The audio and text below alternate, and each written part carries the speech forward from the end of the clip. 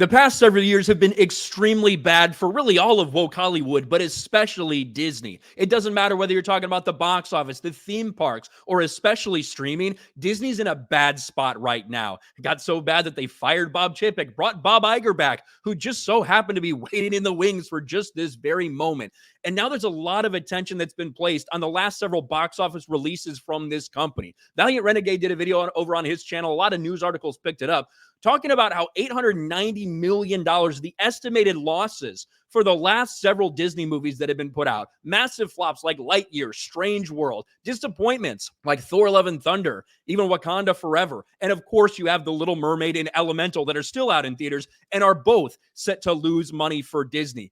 But what if I told you that that's not even the worst of Disney's concerns? That losing nearly $1 billion in a year at the box office, that's nothing for them. What if I told you that not just one, not just two, not just three, but $4 billion is what Disney has lost on streaming, on Disney Plus, just in the past year? We all know what happened when Disney made the big announcement a few weeks ago that, hey guys, we're pulling a bunch of content from Disney Plus that's not profitable, that no one's watching, because we want to take basically a tax write-down. We want to be able to save some money because we're desperate. We're failing. We are Disney and we have failed by pushing our woke agenda. Well, the reason for that is because the past year is not sustainable for them. Remember what happened a few weeks ago when they gave us that quarterly earnings report and said, hey guys, we only lost $700 million on streaming this quarter. Isn't that great? Look at what has happened the last 4 quarters for Disney.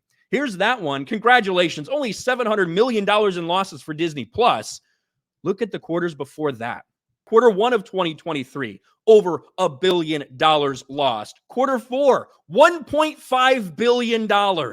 And of course, quarter 3, back to $1 billion in losses. All in all, you're looking at over $4 billion lost for Disney. That is absolutely insane. In just a year, woke Disney has lost $4 billion on Disney Plus. That's why you're seeing all these cuts happen. So if you think that losing $1 billion at the box office is bad, just look at where they're at when it comes to Disney Plus. That's why these cuts are happening. That's why they want to save $1.5 to $1.8 billion by cutting all of these things from Disney Plus. So maybe next quarter they can turn around. It might look a little different because they're going to take all of these savings and apply them to the next quarter. So maybe for the first time in history, it might look like they actually turned a profit on Disney Plus, when in reality, it'll just be because of all these cuts. But even in the theme parks, they're still struggling. When you look at the pre-pandemic levels till now, really the only one that's overperforming is Universal.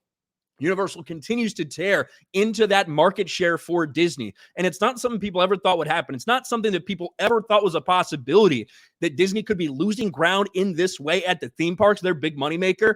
But that is absolutely the case for them.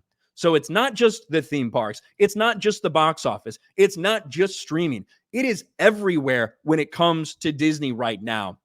So yeah, it is a nightmare scenario that they're losing $890 million on their last year worth of theatrical releases. Multiply that times 4, and that's the current state of Disney Plus. This is what happens when you prioritize identity politics ahead of entertainment. That's what Disney's been doing for years. They've been pushing fans away, and now they're paying the price to the tune of billions of dollars in losses.